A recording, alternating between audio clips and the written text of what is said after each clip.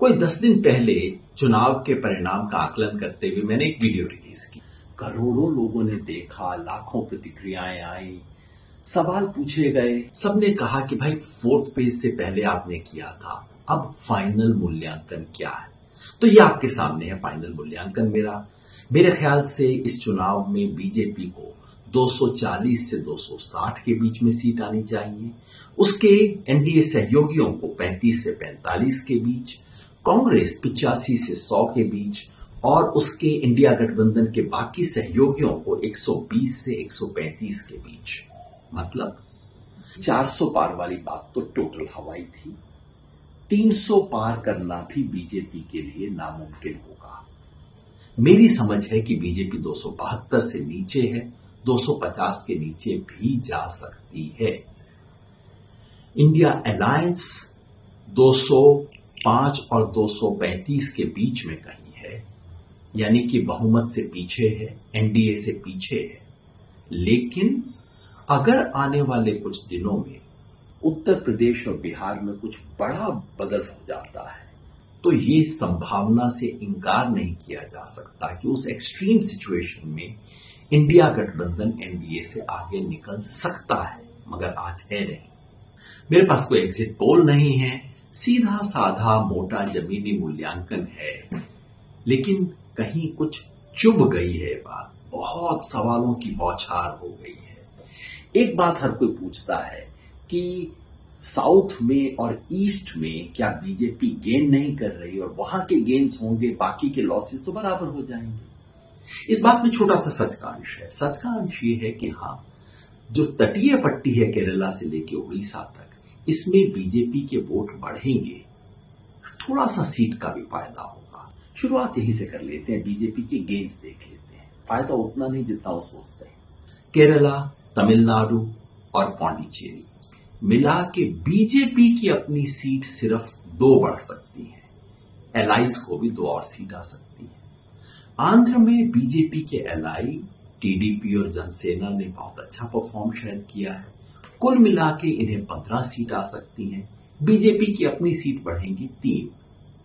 तेलंगाना में इस बार सीधे कांग्रेस और बीजेपी का मुकाबला हो गया है और ऐसे में कांग्रेस की सीट भी बढ़ेगी, बीजेपी की सीट भी बढ़ेगी। ये भी संभव है कि लगभग बराबर हो जाए।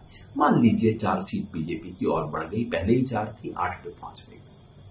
उड़ीसा, बीजेपी के पास ऑलरेडी 8 सीटें हैं, 4 सीट और बढ़ सकती हैं। विधानसभा में हारेंगे लेकिन लोकसभा में उनकी परफॉर्मेंस इंप्रूव होगी। कितना फायदा होगा कुल मिला के? 13 सीट का। अब दक्षिण भारत के बाकी बचे हुए राज्य पे आ जाइए। कर्नाटका, खाली कर्नाटका में बीजेपी को कम से कम 13 सीट का नुकसान है। 25 सीट बीजेपी के पास है, एक उनके सहयोगी के पास थी। 12 से ज्यादा इस बार बीजेपी की नहीं आ रही, तो 13 सीट का जो फायदा बाकी सब राज्यों में हुआ वो अकेले कर्नाटका में बराबर हो गया। बच गया ईस्ट।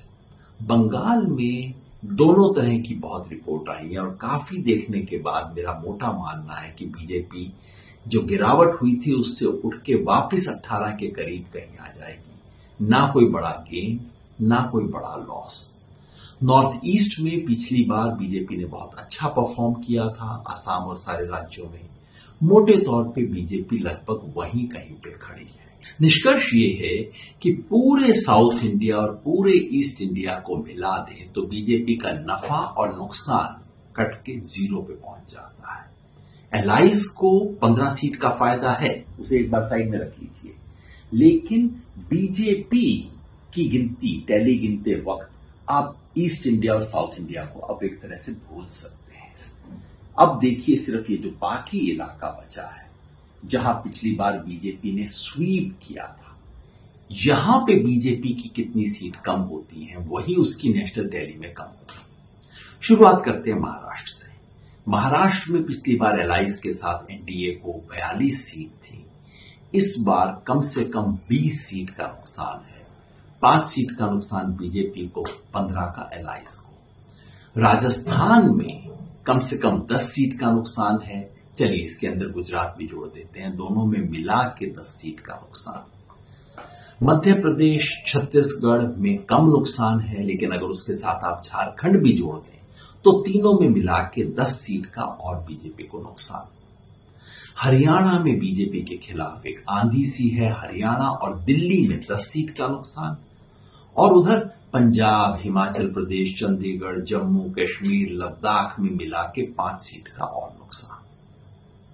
बच गया उत्तर प्रदेश और उत्तराखंड, जहां मेरे अनुमान से बीजेपी को कम से कम 10 सीट का नुकसान है।